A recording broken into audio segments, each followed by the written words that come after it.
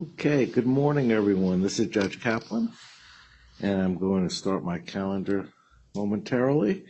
We have a number of BlockFi Inc. matters on for today.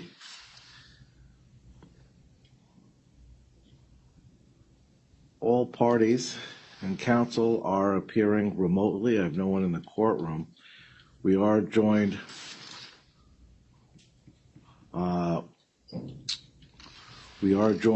by at least two self-represented parties who I will hear when I call their matters as well. And for those, as a reminder, who wish to be heard, who I haven't called, please use the raise hand function. All right. So let me start with appearances on behalf of, I guess, both the plan administrator and the debtor who initially filed these motions. Good morning, Your Honor. This is Kenneth Olet of Brown Rudnick, General Counsel for the Plan Administrator. I'm joined by our local counsel, Genova Burns, Dan Stoltz, and Don Clark, I believe, are both on the line. And we are also joined by our co-counsel from Haynes and Boone. Good morning, everyone. All right. I have the agenda. How does counsel wish to proceed with what matters? So, Your Honor, we thought we'd start with a short status update on the sealing motions. From there, we'd propose that we move on to the claims objections, which are essentially the main event of the hearing. That's fine. And to give Your Honor just a little bit of background, as you know, the plan went effective on October 24th, and Brown Rudnick and Haynes and Boone have both been retained as counsel of the plan administrator, and that's the role that we are both appearing in today. The plan administrator has succeeded to both the role of the committee and of the debtors in respect of these claims objections. The plan administrator's focus is now on preparing for distributions, and a large part of that is cleaning up the claims register. So moving to the sealing motions, based on Your Honor's ruling, all parties will be getting, both the debtors, the committee, will be getting unredacted versions of the appropriate affidavits and filings on file. There's just a lot of paper, and we haven't been able to get that on file yet, but our view is that as soon as we get those on file, those objections will be mooted. And unless Your Honor has any questions on that, we also informed the U.S. trustee of that, and they had no objection to proceeding as a status conference on these issues. All right. So what's your intention, that we just carry the sealing motions, or just do I can mark them order to be entered? Our view was that we would carry the motions, and then as soon as we filed the unredacted versions, those would be withdrawn as a moot. I believe there's one where Genova Burns is asked to seal the monthly fee statement that involves certain personal information of members of the official committee of unsecured creditors. We certainly want that carried, and we seek to have that entered. But given the number of sealing motions that are on file where we wanted to carry it to moot it out, we figured that we would just carry all of those motions to a later hearing. All right. Do we have a date? I know we have a January date. Is that the date we're looking at? I believe that we were trying to set up some additional omnibus objections, or omnibus hearing dates. I thought one was the 28th of November, but that's from memory, unfortunately, so that may not be accurate. That is correct, Your Honor. All right. Okay. So do you want to carry the sealing motion to the 28th for now, and then we set up more dates, or? Yes, Your Honor. Why don't we do that? Tuesday, November 28th. Just looking over my clerk back. Does that make sense? Sure. Yeah. All right. Then we'll do 11/28 at 10 a.m.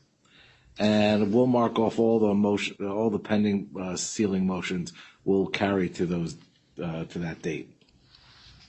Thank you, Your Honor. You're welcome.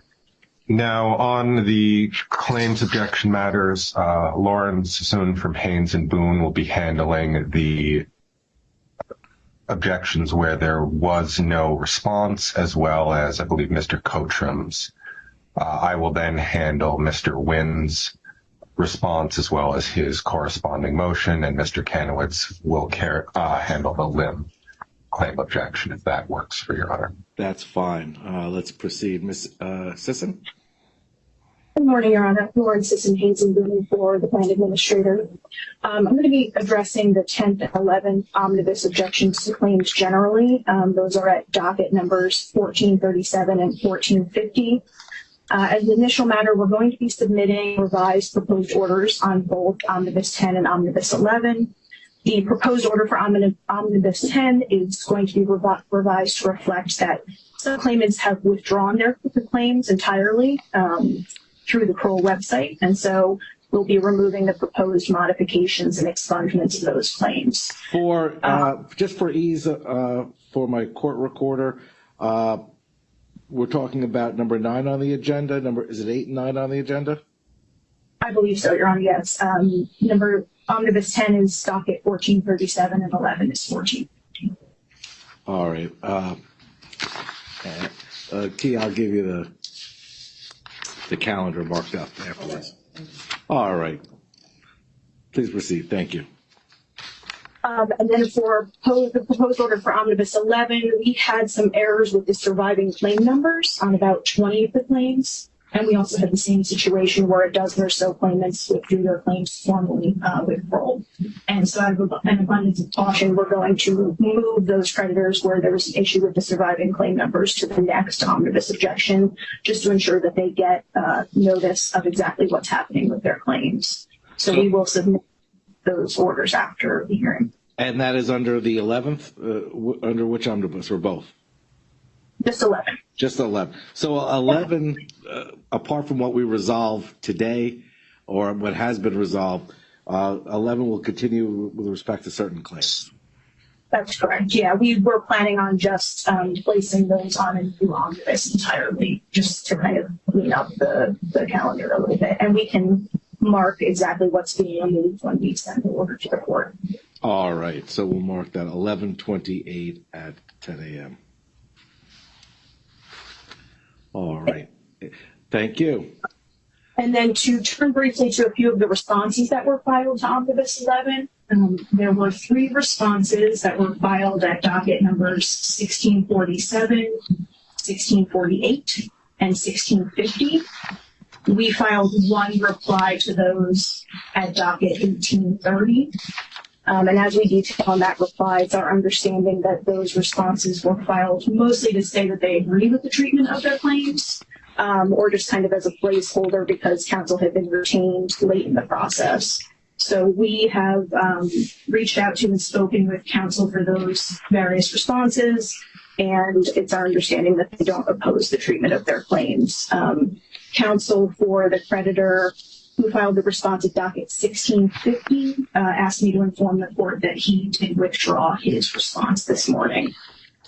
All right. Do you have the name on that one? It's going to be Katzenell. Okay. That was Mr. It's actually the estate of The estate, Katzenell. right. Mr. Gorski. Mr. Gorski? Correct. Thank you. We also filed a reply at docket 1836 to 2 responses that were filed after the response deadline by Mr. Gradden. Those were at dockets 1822 and 1823. I haven't spoken with the creditor, but it's our understanding that the objection is to the dollarization of his claim at the petition date amount. And so in our reply, we've simply cited to the plan and the provisions of the code that provide that a claim is determined in U.S. dollars as of the petition date. Well, we have Mr. Gradden here. Should we address that claim now? Sure. All right. Mr. Gradden, good morning. Good morning, Your Honor. Good morning, everyone. Have you had the opportunity to review the reply that was submitted on behalf of the administrator? Yes, I have, Your Honor. And do you wish to add anything to your papers or make further argument? Well, the one thing I'd say, Your Honor, is that I did, BlockFi and Kroll somehow have had my email incorrect, although it's been correct throughout the whole operation of BlockFi. And so the first time, I never received the objection until very late, which was why I didn't have the opportunity to respond. My most recent reply, they state, was made on October 31st. That is incorrect. I submitted that response on Friday, October 27th. That's fine. I'm accepting it, and I've reviewed it. Do you wish to address the response to the reply with respect to basically the plan and the terms of the plan and the terms of the code under 502B requiring the treatment of your claim consistent with the dollarization effort as of the petition date? Yes, Your Honor. I would like to make a couple of points. I know Your Honor has read the response, and my main point would just be that in this case, I think we are moving into a new area of law. And I think in the future, these cases, the dollarization of Bitcoin specifically will no longer be an issue. This is an opportunity for the court to recognize that now. I would say that BlockFi was a cryptocurrency company. They presumably believe in cryptocurrency. They built their business around selling cryptocurrency, loaning out cryptocurrency, earning interest from cryptocurrency, paying interest on cryptocurrency, holding collateral of clients in cryptocurrency. Of all those cryptocurrencies, BlockFi has by far the strongest case as a worldwide currency. It's currently pulling developing nations out of poverty. It's the only original fully decentralized cryptocurrency with the cap supply, hack-proof, untamperable. There's so many arguments for why with this company in this situation, with Bitcoin specifically, there's no reason why this claim could not be in Bitcoin, since that's the collateral that was trusted with them. I'll give one further example. In my view, this is one more situation where BlockFi is going to be able to do a disservice to their clients in the fact that with, as an example, my Bitcoin, 67 Bitcoin, it's currently worth double the amount at the petition date. So if BlockFi gave me 100% payback, I would actually receive 50% of the value of my claim, and they would be able to walk away saying that they returned 100%. Of course, we know it won't be 100%, and by the time this is actually paid out, they may be able to say they gave me an 80% payback, when in fact I'll walk away with a 15% value, most likely, of my actual claim. And that's just the argument, Your Honor. It's just that this collateral was trusted with BlockFi. I was told by BlockFi that it was kept secure with Gemini. And the entire reason for going into this agreement with BlockFi was so that I wouldn't have to sell my Bitcoin. So the argument would be, Your Honor, that this is a new area of law. This is not, this is very different from a normal security interest with stock. There's no reason why a cryptocurrency company such as BlockFi should not honor the claim, and the court should not honor the claim in the currency in which the collateral was trusted to the debtor. All right. Thank you. Ms. Sisson, any additional comments or response? Just briefly, Your Honor, we definitely understand where Mr. Gradden is coming from. You know, there's a lot of similarly situated creditors. BlockFi did allow a multitude of coins on the platform, dozens of other coins other than Bitcoin and Ethereum.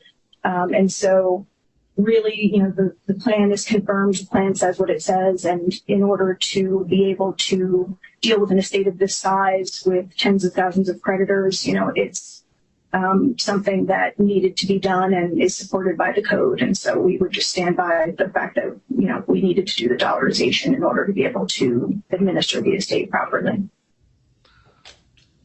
All right, thank you. The court appreciates the arguments raised by Mr. Gradden. We're addressing the claims with respect to the BlockFi lending account and the BlockFi Inc., not necessarily the BlockFi wallet, which is claim number 29265. This court previously has addressed the differing treatment between wallet holders and those holding collateral claims, as well as BlockFi Inc. general claims. The court has been guided by the terms of service with respect to all of these accounts. The court is also guided, of course, by the plan, which was consistent with the code in Section 502B. If there needs to be changes, the court is not in a position to make the changes. It has to be congressional changes in how claims are treated, taking into account new types of claims that arise.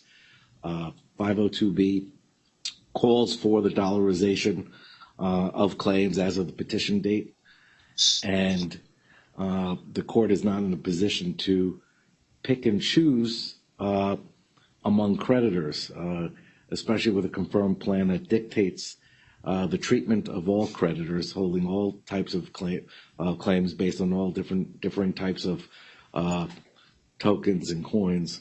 So again, I appreciate the issues that are raised. I don't necessarily disagree in the unfairness of it, but it would be equally unfair to start picking and choosing which creditors are afforded differing values for their claims based on the nature of the coins themselves, when it's inconsistent with how Congress has instructed our courts to treat these claims and the new agreement that has been reached under the plan.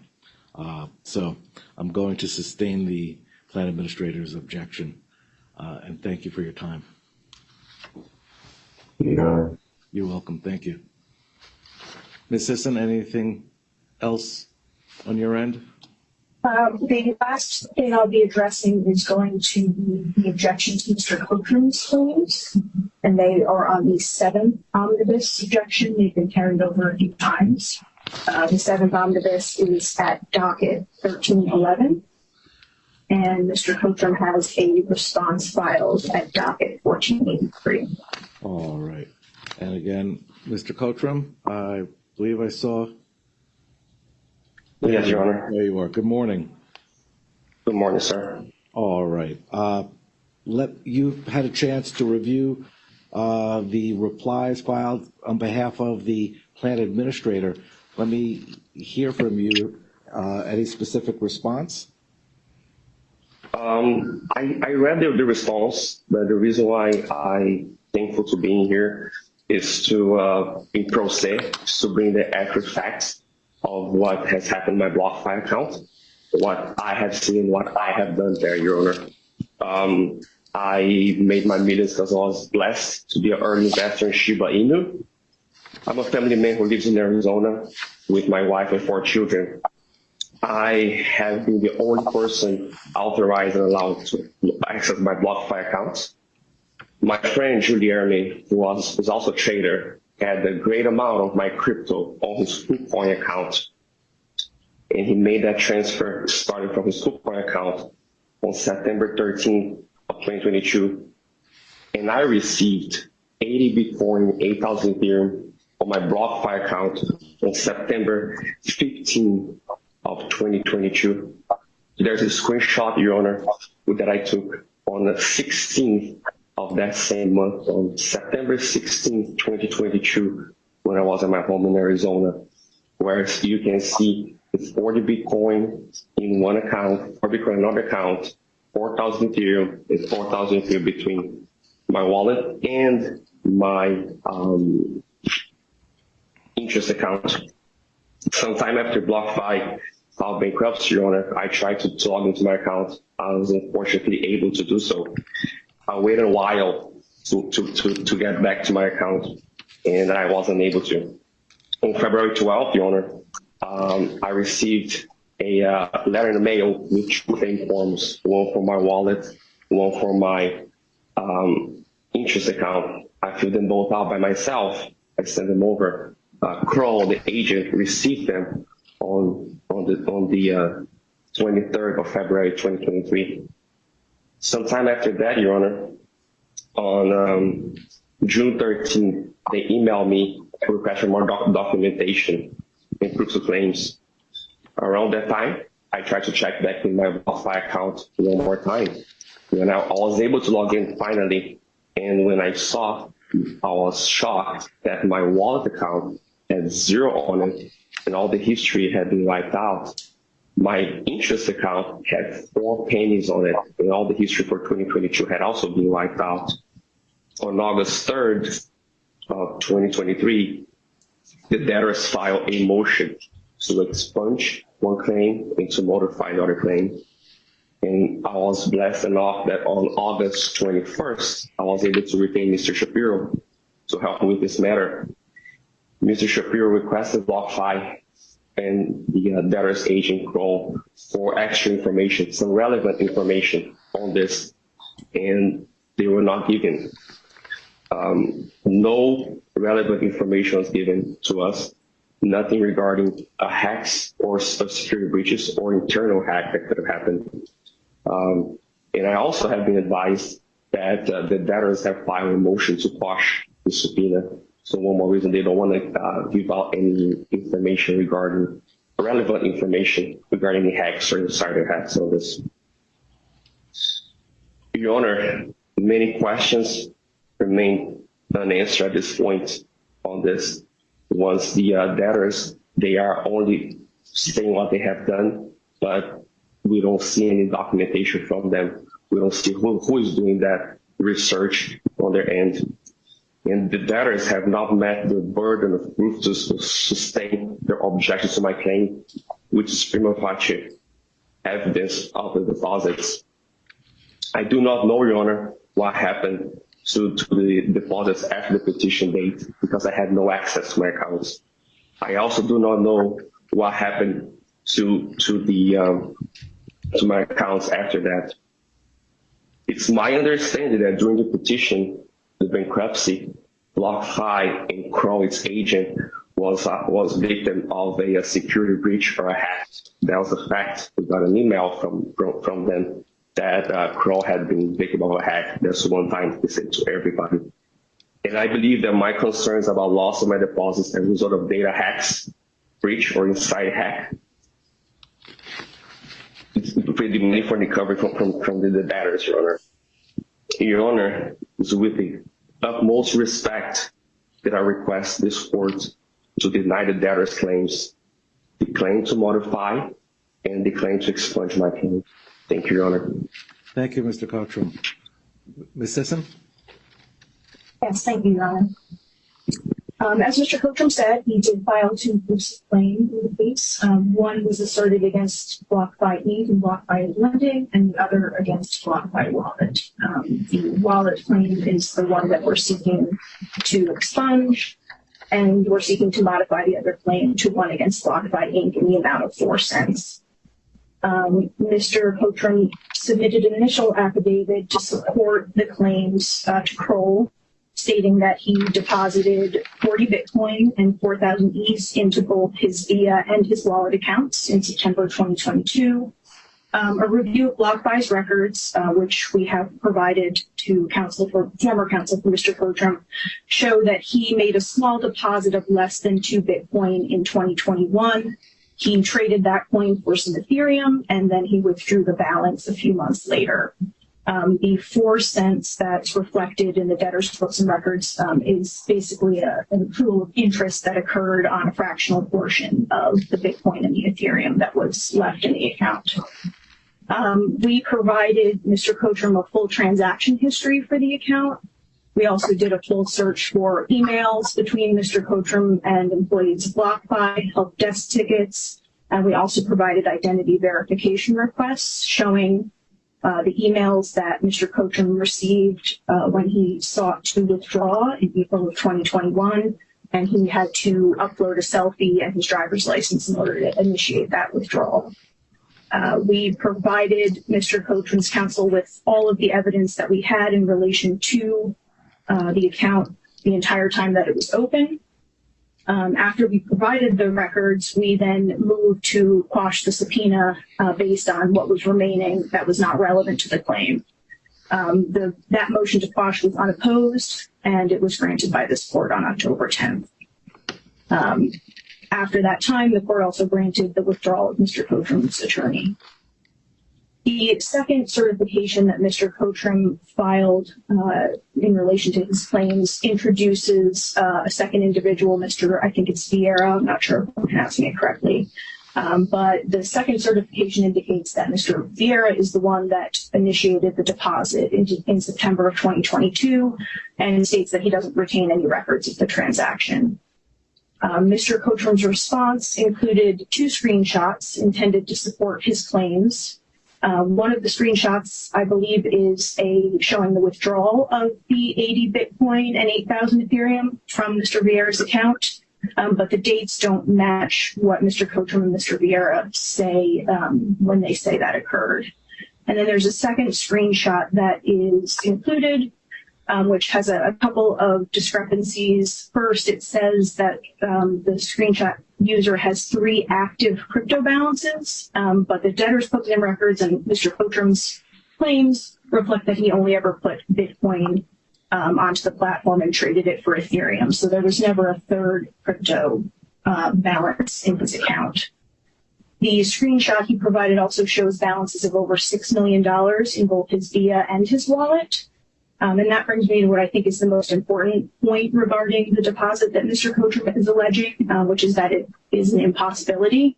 Per the settlement with the SEC, after February of 2022, U.S.-based Via clients could no longer put new funds into their Via, whether that was by depositing it directly from an external wallet or from moving it from their wallet to their Via.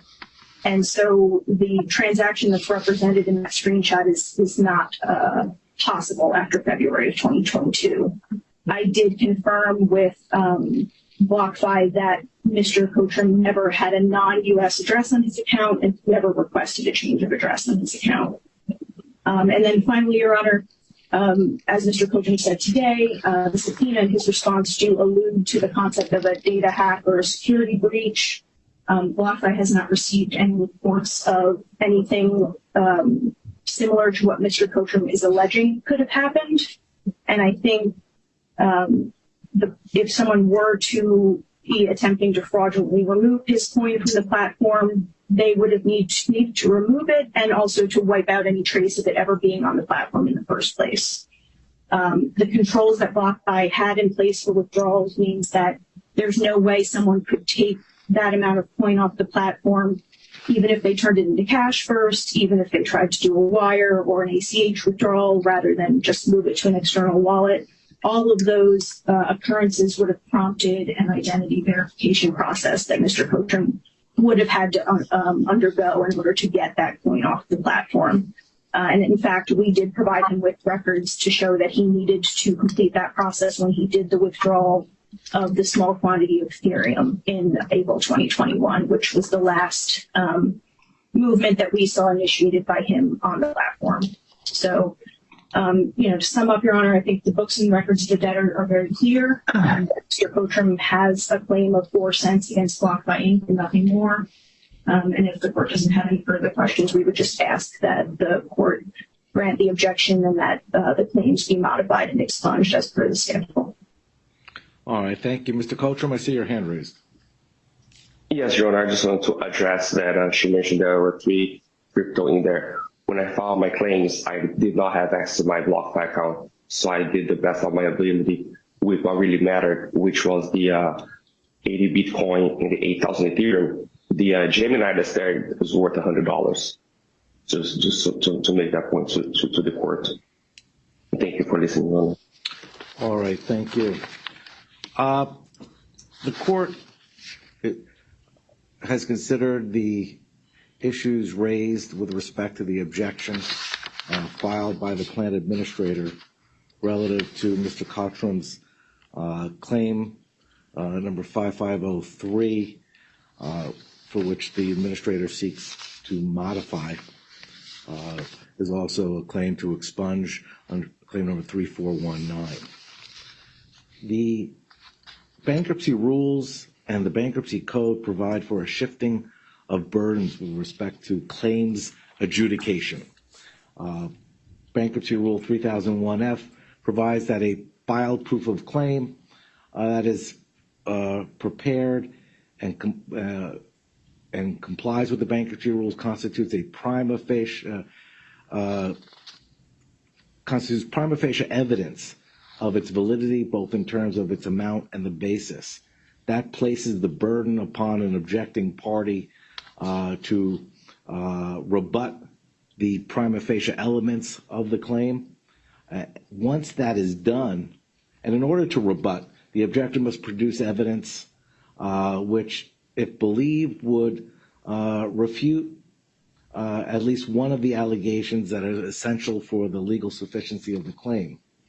If the objecting party produces sufficient evidence to negate one or more of the sworn facts underlying the proof of claim, then the burden reverts back upon the claimant to establish by a preponderance of the evidence the validity of the claim as to both its amount and liability. Here, the evidence submitted by the claimant, Mr. Cockrum, is insufficient to overcome to satisfy the burdens imposed upon by the federal rules of bankruptcy procedure and the code.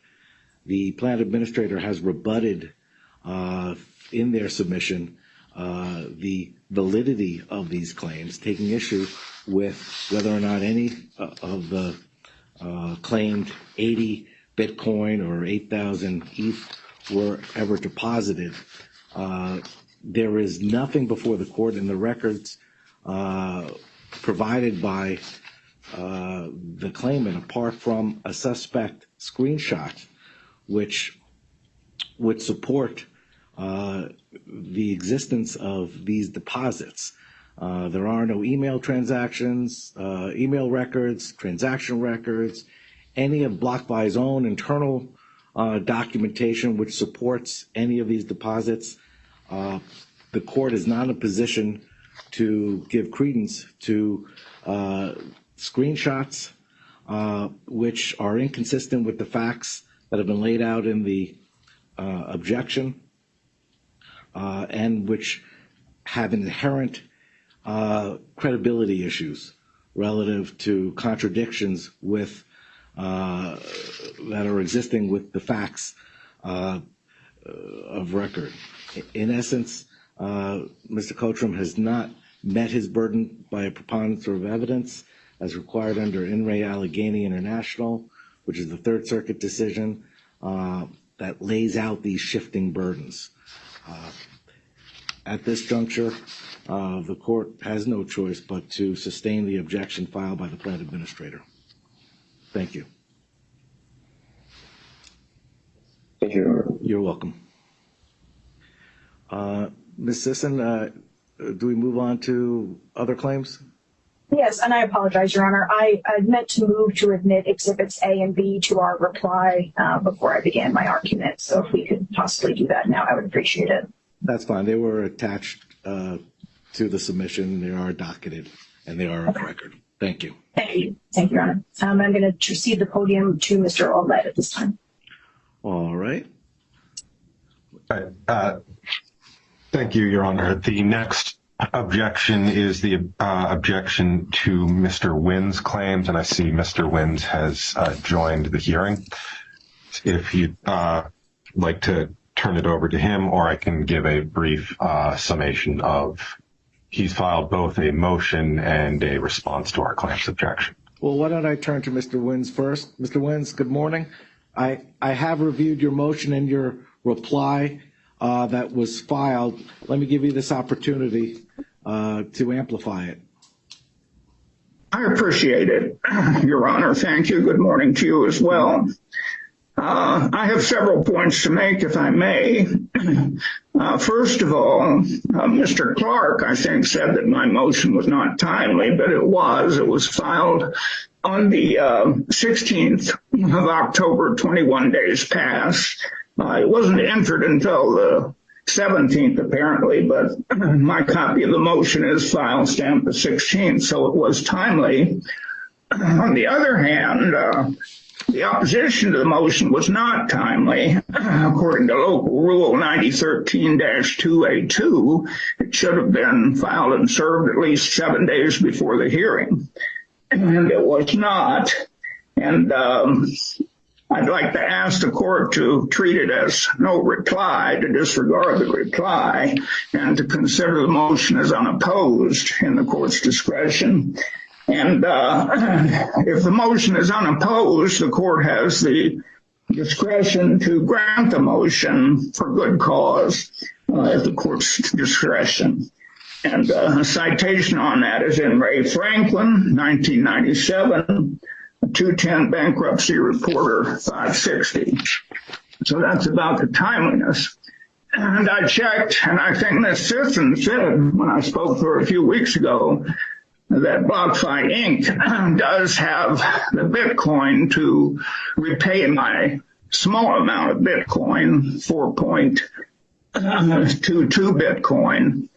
And that is shown by BlockFi's own records attached to an exhibit to my objection in response to the 10th omnibus objection to certain claims. And according to their assets and liabilities statement on point 77.3, they mentioned on that place that they had $3,262,500 worth of Bitcoin just there.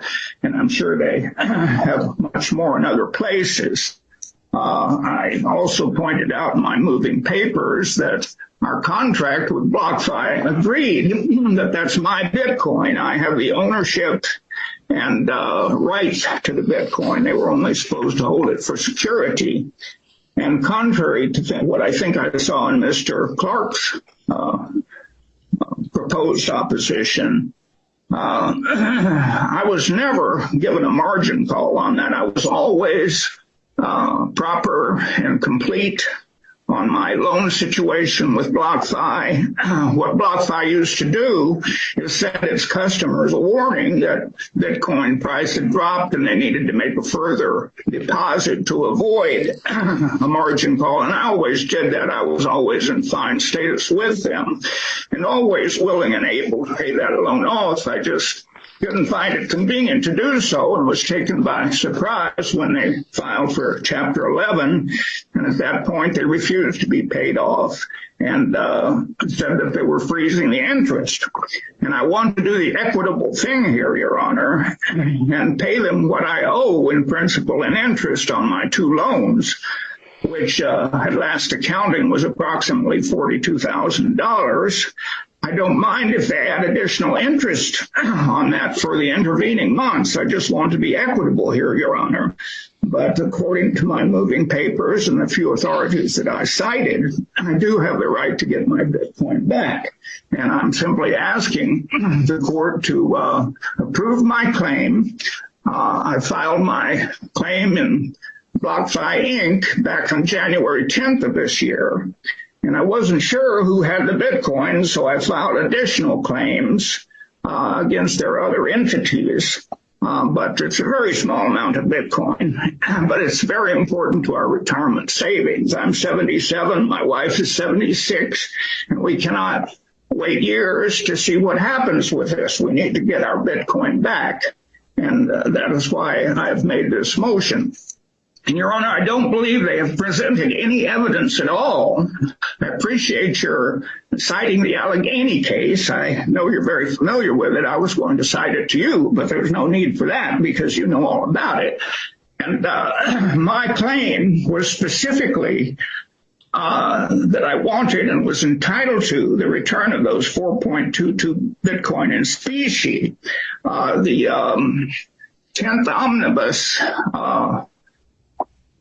objection to certain claims mischaracterized my proofs of claim as being for a money amount. Now, I did state the approximate money amount it was worth on the claim at that time as being around $79,000. But I was very clear in points 6 and 7 on my attachment to the original proof of claim, and the others were basically identical, that I was entitled to and was asking for the return of the Bitcoin in specie. So what I'm asking Your Honor to do is approve my claim and or claims, and also direct the debtor's counsel to cooperate with me in deciding how much interest needs to be paid back and make arrangements for returning the 4.22 Bitcoin. Now, there's also a little bit of other cryptocurrency. I don't know if it's in the wallet or in the interest account, but it's about $2,000 worth, I think. And if you could add that to the order too, Your Honor, I'd be grateful. So I think Your Honor is all on top of this, and I probably don't have to say more, but I wanted to mention also that the court has broad equitable powers to make an order in the interest of justice, and that has been upheld both by the Supreme Court in the United States versus Energy Resources, 495 U.S. 545, 1990, as well as in an earlier decision from 1939, 308 U.S. 295, at pages 307, 308. The court has broad equitable powers to make whatever order is right and equitable within the confines of the bankruptcy code. So I would very much appreciate, Your Honor, I was really surprised that anybody wanted to reply to my objection, because it's such a small amount of Bitcoin and so important to our family. And it's so documented by Bitcoin's own statements. BlockFi's own statements, that there really shouldn't be much dispute about it. So I will appreciate it, Your Honor. I want to mention, too, that I said in my papers I thought I'd file a notice of appearance and request for documents, which I find that I did. Document number 119 in the record. And I asked for all notices pursuant to Rule 2002 and also all pleadings and documents, and I don't think I ever got anything. I don't recall getting anything before I finally, a few weeks ago, got this omnibus objections, 10th omnibus objections paper. So anyway, that's the situation, Your Honor, and in the interest of justice, I'd very much appreciate it if you would approve my claim and order that the debtor's counsel work with me for repayment and for provisions to provide my cryptocurrency back to me. Thank you very much. Thank you, Mr. Wins. Mr. Rowlett? Good morning, Your Honor. So the plan administrator is certainly sympathetic to Mr. Wynn's plight here. BlockFi owed a great deal of money in crypto to a lot of people, and they are certainly entitled to their money. The issue, of course, is why we're here, that BlockFi simply doesn't have it. As you know, Mr. Wynn's said, the debtors originally objected to Mr. Wynn's claim on the 10th omnibus objection is inconsistent with the books and records. There's a couple key issues here. I think there's a very minor dispute over the exact amount of Bitcoin. We think it's 4.209 versus Mr. Wynn's calculation of 4.22. But ultimately, this is a legal question. What are Mr. Wynn's rights against BlockFi lending, and what is his claim? We've interpreted Mr. Wynn's claim to be a secured creditor as essentially arguing that he has a property interest in the Bitcoins in a manner similar to the BlockFi wallet rather than an unsecured claim. Unfortunately, Mr. Wynn's is simply not correct. The key part of his loan agreement is Section 4D, and Mr. Wins attached his loan agreement to his response. It's docket number 1633, and page 23 of that PDF begins that section. The relevant language is on page 64, where the contract reads that borrower agrees that lender may, for its own account, pledge, repledge, hypothecate, rehypothecate, sell, lend, or otherwise transfer or use any amount of such collateral, separately or together with other property, with all attendant rights of ownership from time to time, without notice to the borrower or to any of the collateral, and that lender may do so without retaining in its possession or control for delivery a like amount of similar collateral. And the issue, Your Honor, is that that makes what Mr. Wins holds an unsecured claim for the return of his collateral. Just like every other lending customer, Mr. Wynn pledged his collateral and he has an unsecured claim for its return. BlockFi Lending LLC does not have the assets to meet those unsecured claims. That claim, unfortunately, on the filing of the petition, became an unsecured claim that was converted into dollars pursuant to Section 502B of the Bankruptcy Code. I'd note, and so Mr. Wins essentially became an unsecured creditor in the amount of approximately $68,000, and I believe that is before the set-off that he is entitled to under the confirmed plan. And that language that I just cited is similar to the language that was in the BIA accounts, where Your Honor held that that created an unsecured claim. And it is similar to language in more traditional finance lending arrangements, such as we cited a case from the Lehman Brothers liquidation, where a bank had pledged collateral to a Lehman entity under similar language that Lehman was allowed to rehypothecate, sell, or otherwise dispose of the collateral. There's a number of factual differences in the setting of that case, but it's specific that when that becomes an unsecured claim for the return of the collateral. And all of that is why, Your Honor, the plan treated loan collateral claims in this way. That loan collateral claims are converted into dollars as of the petition date. Any creditor will automatically get the benefit of the set-off. BlockFi will not be seeking to have Mr. Wins repay his loan, or Mr. Wins could have opted into the loan repayment program, but that would not have been able to deliver Mr. Wins the 4.2 Bitcoin he requests, because again, Mr. Wins is an unsecured creditor and BlockFi Lending simply does not have the assets to make unsecured creditors whole.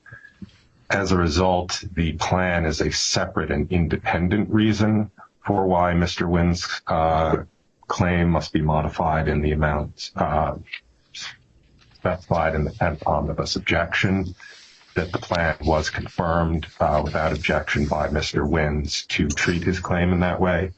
But he's a pro se creditor. We're not trying to have a gotcha here. The plan was right to do what it did. And although it is a severe hardship to Mr. Wins and every other creditor, that is unfortunately what the facts and circumstances and the bankruptcy code require in that situation. The only other thing that I would mention is that Mr. Wins objects that the plan administrator's response to his motion, and just to reiterate, the motion essentially duplicates his objection to the 10th omnibus objection. It seeks the same relief. We filed the motion simply refers to his objection. We filed a relatively perfunctory response that again simply refers to our forthcoming reply to his objection, but that was filed on the 30th, and so it was timely under the local rules. Mr. Wins is a pro se creditor. If he needed additional time, we would of course have been willing to push this, but based on Mr. Wynn's presentation, it doesn't appear that he lacked the time to prepare for this hearing. And so we've requested that objection to the timeliness of the response to his motion be overruled. And with that, I have no further points, Your Honor. Thank you, Mr. Olet. Mr. Wynn, do you wish to respond? Yes, Your Honor. Concerning the contract, Mr. Owlett is trying to say that because there is some language in the contract that says that BlockFi could dispose of, hypothecate, trade, or whatever, Bitcoin. I'd like to point out that Your Honor reads the contract as a whole. And as I pointed out, there was very specific language in that contract stating that I was the owner of the Bitcoin. It was my Bitcoin, and they were holding it for security. And I would suggest, Your Honor, that the language that Mr. Owlett was referring to is intended for cases where there is a default, and that it allowed BlockFi to do what it needed to do or wanted to do in case that the borrower defaulted on the loan and they had to sell the Bitcoin or do what they needed to do. But that never occurred in my case, and there's never been any evidence presented before this court that anyone ever did sell, pledge, hypothecate, or whatever my Bitcoin. There was simply no evidence of that. So, as Your Honor pointed out, from the Allegheny case, in order to shift the burden, evidence must be presented that show that the claim is invalid. And there was certainly no evidence at all presented in the 10th omnibus objections filing.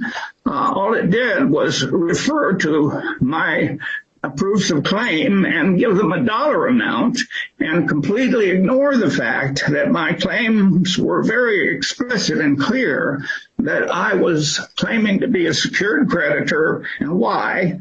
And in my attachment, specifically on point 6 and 7, I stated relevant points to that and said that it was my property and I was intending to pay what was due in order to get my property back, and asking the court to order that the debtor's counsel cooperate with me to see that that happened.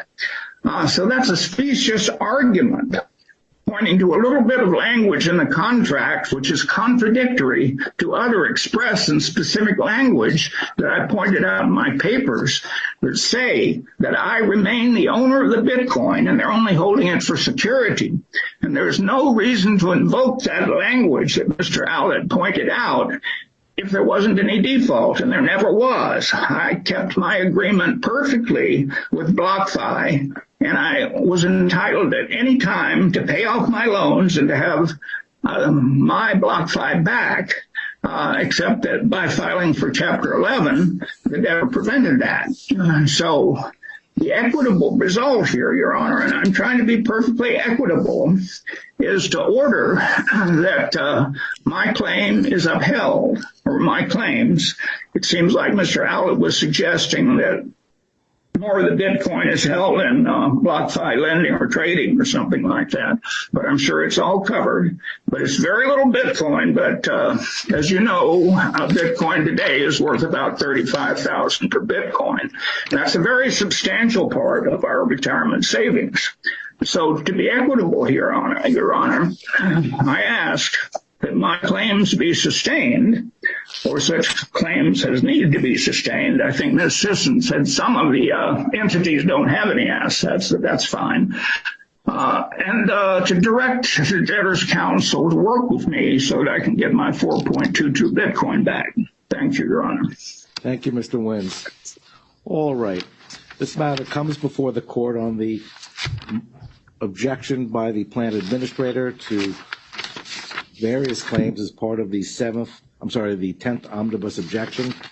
At issue specifically are the claims of Mr. Wins, claim number 1324 and claim number 3052. This court has jurisdiction over this matter pursuant to 28 U.S.C. section 1334. This is a core matter under 28 U.S.C. section 157B. I've already explained in prior matters the shifting burdens, and Mr. Wins is very familiar, as he's noted, with the In re Allegheny International case of the Third Circuit at 954 Fed 2nd 167. Mr. Wins implores the court to use its equitable powers, and the court is, again, like the plan administrator, sympathetic with the reasons why it would be appropriate, if possible, to offer equitable relief. The problem is it's not possible. The Supreme Court has made it clear in Law v. Siegel that the bankruptcy courts do not possess the power to use its equitable jurisdiction, its equitable authority, when it contravenes specific statutory rights or other fundamental rights under the law. And that's what we have here, that as a matter of law, Mr. Wins, unfortunately, you're not entitled to the return of Bitcoin. This court has already ruled in this case, it has become law of the case, with respect to BIA accounts, that there is a difference in the terms of agreement between the various accounts. And the wallet holders negotiated in their terms of service for certain rights to retain title to the Bitcoin that was entrusted with the debtor. And this differs significantly from the terms of agreement in both the interest accounts and the loan collateral accounts, the loan accounts. And I have to disagree with your interpretation of the language that was cited, Section 4D of the loan agreement. And I appreciate that your argument is that such language should only come into effect when there's a default, but that's not what the language says. It says that the lender may, for its own account, pledge, repledge, hypothecate, rehypothecate, sell, lend, or otherwise transfer or use any amount of such collateral separately or together, and this is where it's important, with all attendant rights of ownership from time to time without notice to the borrower. It's not limiting its rights to a default. And it's that language that other courts, and I'll refer to Judge Glenn's opinion in the Celsius networking matter, In re Celsius Network LLC, 647 bankruptcy report or 651, that used comparable language, that interpreted comparable language to limit the ability of certain account holders to retain interest in their digital assets. The fact is that those who were customers as part of the loan accounts and had loan collateral claims are treated differently under the terms of service and also treated differently under the plan, which is a binding agreement between the estate and the creditors and the parties in interest. The plan has been confirmed, and indeed, Article 3 of the plan, Section C.4, reiterates that loan collateral claimants such as yourself will receive pro-rata distributions of the remaining dollarized value of their collateral in either digital assets or cash according to the terms of the confirmed plan, and that claimants who do not elect the loan repayment treatment will have their outstanding loan balances set off against the dollarized value of their claim, and they will receive pro-rata distributions on the remaining claim amount in either digital assets or cash according to the terms of the confirmed plan. The plan does not provide for a return of your specific Bitcoin or other digital assets for those with loan collateral claims. It provides for a pro-rata distribution of either cash or digital assets at a dollarized value as of the petition date. I've accepted the filings, even if I were to consider the plan administrator's response to your motion as being late. It wouldn't matter. As a matter of law, your motion cannot be granted. The interpretation of the language of the terms of service agreement are consistent with other courts beyond simply digital currency bankruptcy filings. And this court is required to enforce the terms of the confirmed plan and to treat all creditors within the class of claims that you hold the same. And the court's not in a position, even if equity were to compel a different result, to treat creditors separately. I have to treat all creditors the same across the board. For those reasons, and for the reasons set forth in the both the objection to the claim and the reply, the court denies Mr. Nguyen your motion for turnover of the Bitcoin and sustains the objection filed by the plan administrator.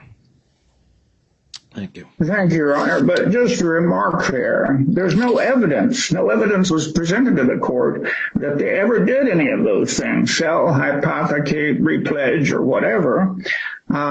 Even granting for the sake of argument that they had the right to do that, and your interpretation of the contract based on other court rulings as well, apparently, is that they had the right to do that.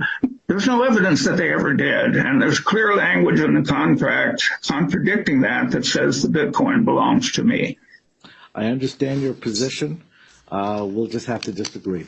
Thank you. Thank you, Your Honor. All right, thank you.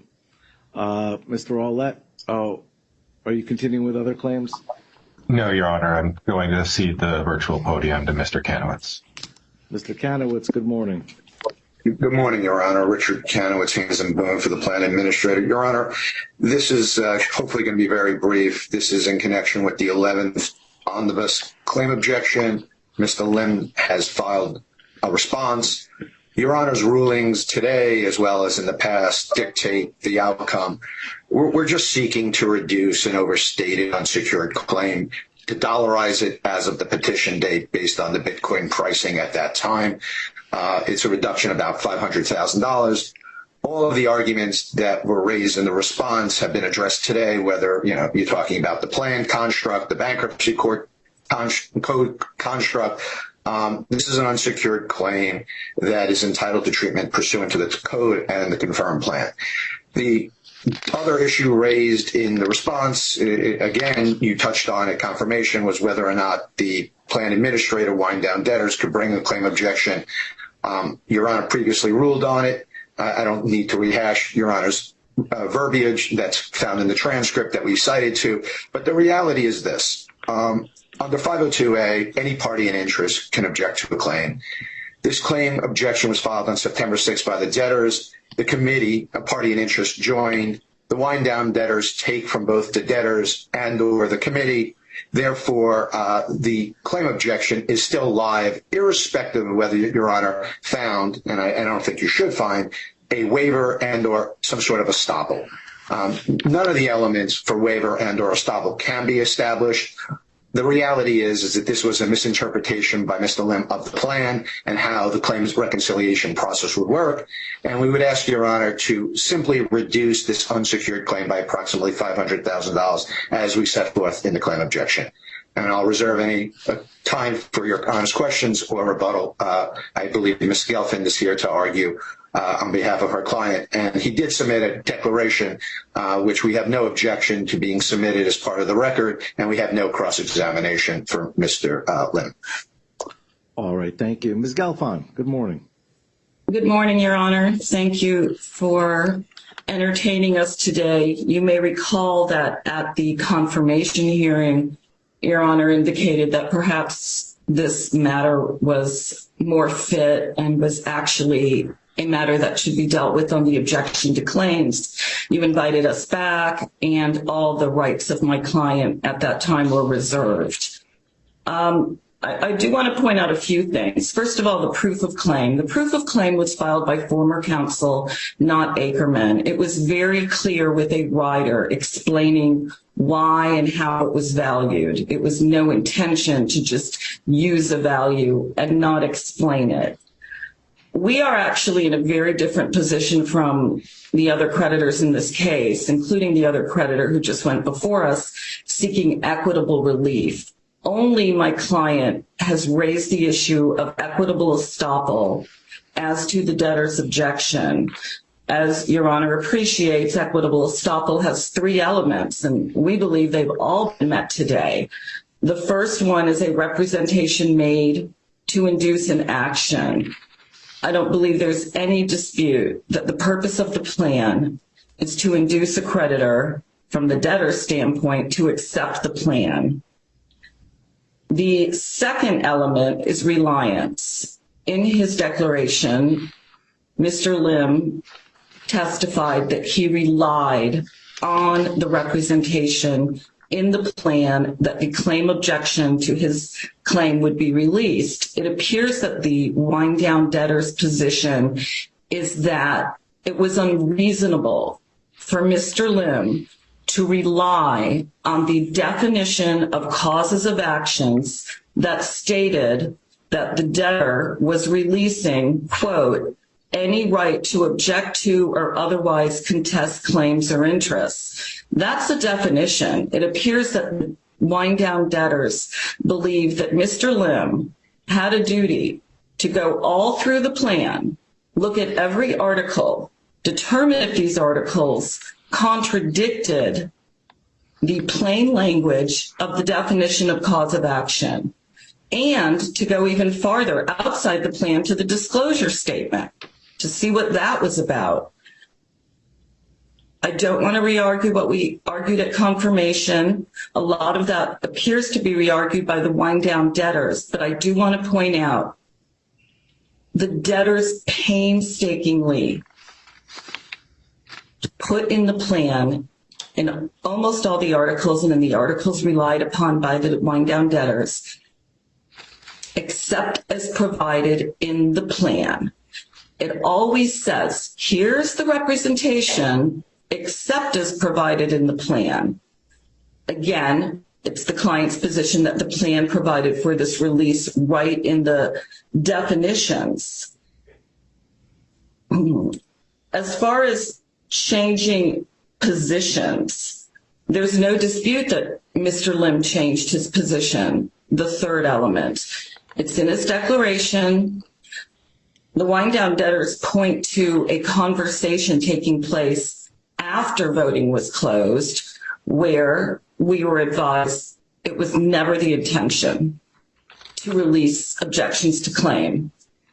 Yet, the release was placed in the plan, specifically in the definitions.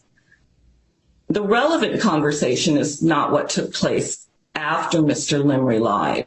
The relevant time is when he was making the decision of what to do. And that was a Friday afternoon. And it was not my favorite day. I don't like doing these ballots the last day at the last hour in case there's a glitch. But here we found ourselves because the client was struggling. Should he opt out of the third-party release, like a lot of the ad hoc members did, 10,000 we heard at the confirmation hearing, or should he vote to accept the plan and not opt out? And he knew that there was going to be this objection to his claim.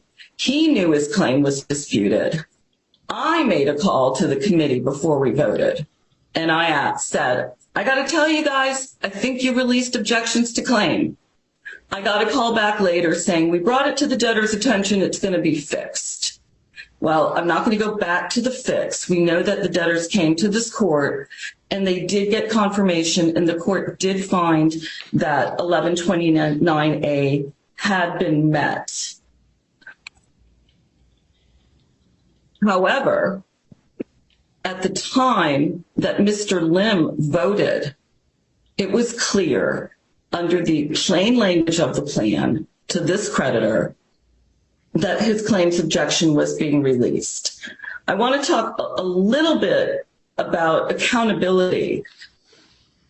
These crypto cases have been a learning experience for all of us, and it's been incredibly fascinating to watch them travel through the different courts. BlockFi, who filed last, clearly did a fantastic job of getting this plan confirmed early on. But that doesn't mean that there's no accountability. There's no accountability to read the definitions, to make sure the general release is correct. If you're going to read anything, it would be a general release in the exculpation clause. And the accountability even goes farther than that, because creditors like Mr. Lim, it's their first interaction with the federal courts. He's never been in a federal court. And I'm sure there are many, many, many other creditors in the same situation. And that's why the court has painstakingly made this venue friendly to all these pro se creditors, put special procedures on the webpage, opened up the Zoom, because these creditors are coming here and they're going to walk away with an impression of what happened in this federal court.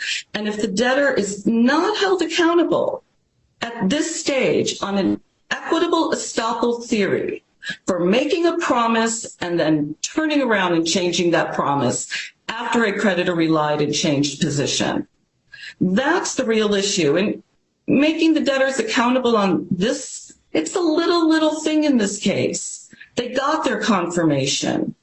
They got their technical amendment. And, you can understand why amendments that are more than technical require resolicitation.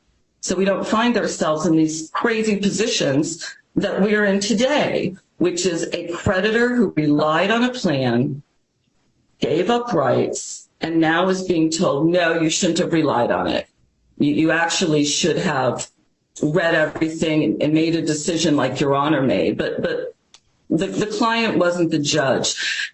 And as far as the joinder, Your Honor, this objection is not going to be alive after today. It will be res judicata. The committee made a decision not to file their own objection. Instead, they join in support, that's their language, the debtor's objection. So the committee, as a joinder, their joining rises and falls on the debtor's objection. Your Honor, we ask that you look at this a little differently.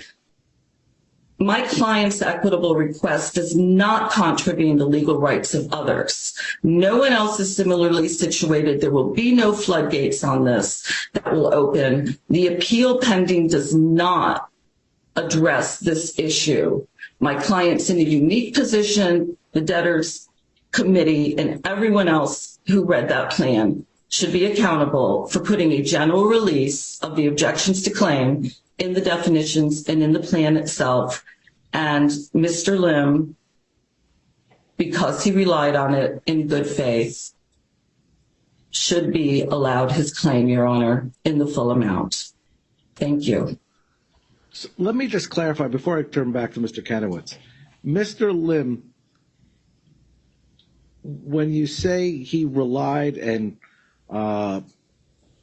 gave up certain rights, what did he give up by voting?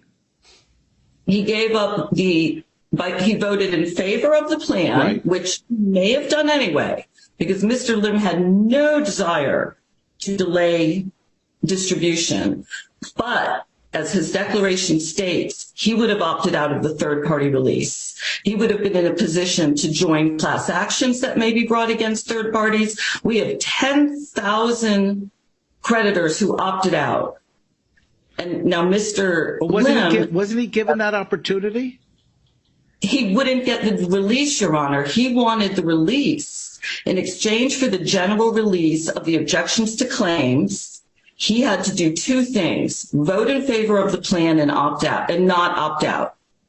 And it was a no-brainer. At that point, they released it. Of course I want that release. If he had decided to opt out, he would not have been entitled to the release.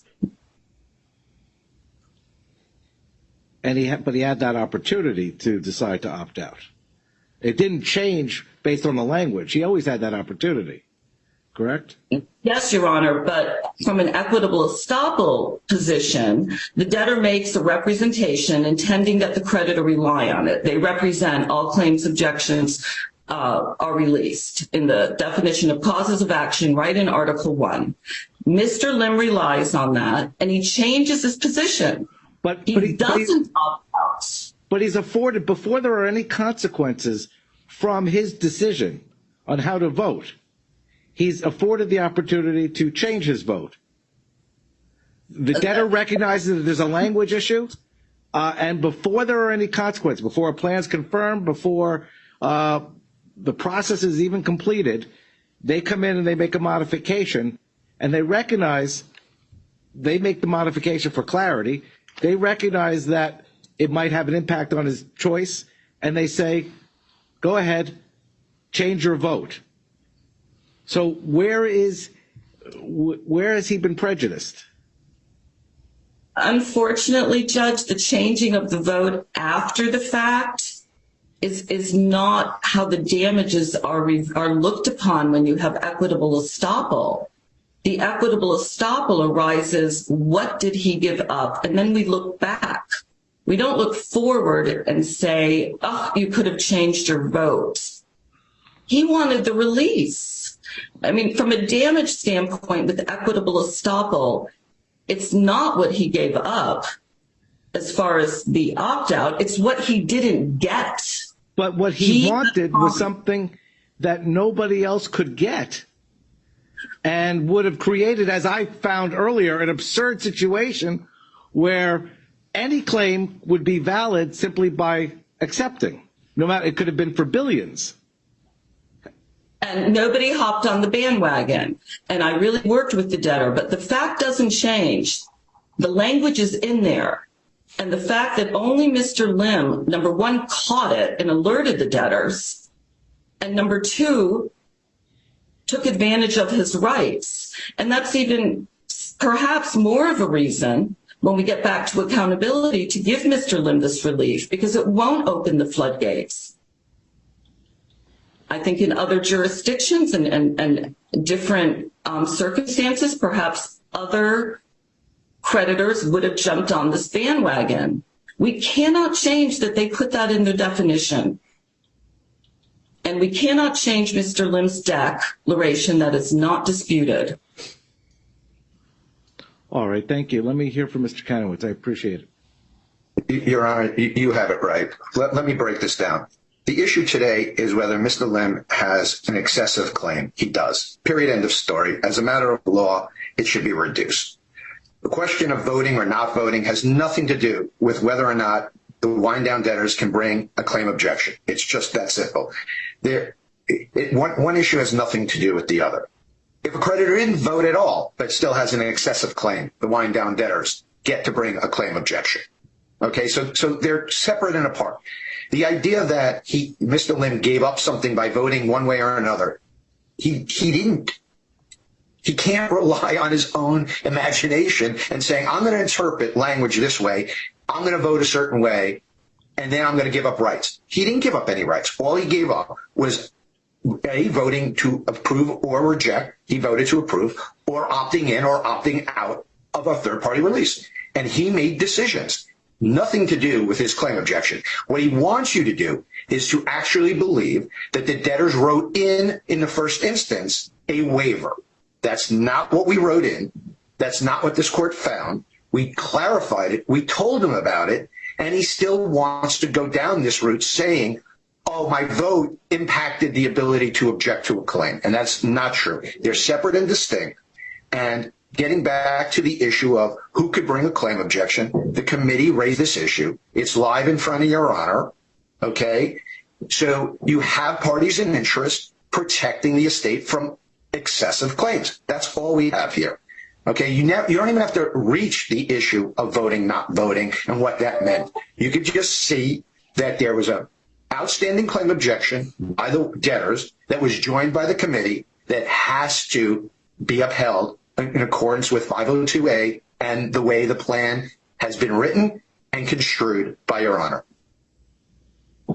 All right, thank you, Mr. Kanowitz. Ms. Gelfand? Any response? I would just say that this is not a 502 issue at this point. Yes, they brought the objection under 502, but the creditor has brought a defense, an equitable defense, saying they put a general release in the Article 1 definition of causes of action. I relied on it. No one disputes it. I changed my position by giving up third-party claims. No one disputes it. That's what this is about. I recognize and concede that the proof of claim filed by former counsel, by the way, not Ackerman LLP, the proof of claim did not value on the day of the November filing. And there was a whole rider attached as to their thinking, and we just heard from a creditor, his thinking. But we're different than that creditor. And I think it's a good thing no one else jumped on it. But I do think accountability, just a little accountability, says you put it in there. It's not the creditor's job to go to disclosure statements and all these paragraphs and say, oh, they didn't mean to release it. And that would be really where we would rest, Your Honor. Thank you. Thank you. The court is familiar with the issues that have been raised. Obviously, the court addressed it as part of the plan confirmation process and found that the interpretation of the language, when this court took the disclosure statement and the plan as a whole, as well as in the context of how Chapter 11 are prosecuted and the claims allowance procedures that are recognized, viewed the interpretation of Mr. Lim as being untenable as far as what the impact would be, and it could possibly lead to absurd results. The court is cognizant of the argument of equity. The court is familiar with case law that repeat that equitable maxims must be applied flexibly so that you cannot apply an equitable rule in a fashion that will operate inequitably. And if we were to do so here, to allow this claim in this amount, in this fashion as sought by Mr. Lim, it would in effect impair the rights of other creditors who are going to receive less than they're entitled to necessarily. That's not equitable either. Mr. Lim had the opportunity to adjust his actions prior to any consequences from his voting. He was well aware of the position that the debtor would take with respect to his interpretation. He was well aware that the committee and the plan, and ultimately the plan administrator would take an opposing view. He had the opportunity to adjust his actions in such a fashion that he would be treated like all other claimants holding the same type of claims in his class. The court is going to sustain the objection of the plan administrator. It's a creative and certainly an objection which I believe will probably be instructive in other cases when drafting language. But at the end of the day, Mr. Lim is not being prejudiced in any other fashion as compared to other creditors with the same types of claim. And we can't use an equitable rule that will, in effect, treat others inequitably. So, objection sustained. Thank you, Ms. Galfon. Thank you, Your Honor. Mr. Kanowitz or Mr. Aulett, do we have any other matters? Yeah, I think Mr. Aulett was going to address some open matters with the court. All right, thank you. Yes, Your Honor. We just wanted to preview for you where the Three Arrows objection is at. We have agreed on a mediator and expect to submit a agreed on mediation order to Your Honor shortly, most likely later this week. We have, for the most part, agreed on a schedule with one open issue that we are likely to submit to Your Honor for resolution this week. But we believe that we've got all of the dates agreed to. That said, of course, there are discovery issues and if any of those discovery issues on either side, require the court's intervention, we will bring those to Your Honor at that time. Thank you. Where do we stand with the FTX claim? That's going to be resolved in Delaware? It's going to be resolved in Delaware, Your Honor. We're working with the FTX debtors on the motion to lift the automatic stay that was provided for in the settlement agreement with the FTX debtors and the BlockFi debtors, as well as working out the schedule for mediation that's called for under that settlement. What will we be doing with the objection, I think it's at 1376 of the docket, to the FTX claim? Am I carrying it for now, or will we be or will you all be withdrawing it? We would like it carried for now. Once the order lifting the automatic stay is entered, at that point we believe it should be withdrawn. But until that order lifting the automatic stay and implementing the mediation is entered, it should be carried. Then we'll just carry it to the 28th date. I believe we have a date. So we have the 28th. I think we have a January date. We're probably going to need to come up with some additional dates, correct? Correct, Your Honor. I believe that we also submitted a proposed December omnibus date. I don't unfortunately remember what it is off the top of my head, but we can get in touch with your chambers and set, a number of upcoming omnibus dates, if that would work for Your Honor. I think it always works best when they leave me out of it. So I'll let you speak with my chambers and Becca Earl. All right. Just for the record, I know we do have Mr. Sponder of the U.S. trustee sitting here. He couldn't resist coming down. Are there any other issues that anyone wishes to address? Mr. Sponders? Thank you, Your Honor. Jeff Sponder from the Office of the United States Trustee.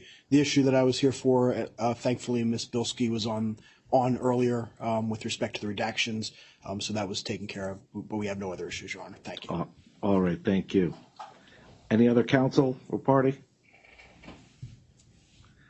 Then I appreciate your time and the arguments. Thank you very much. We're adjourned. Thank you, Your Honor. Recording. We are off. It's interesting.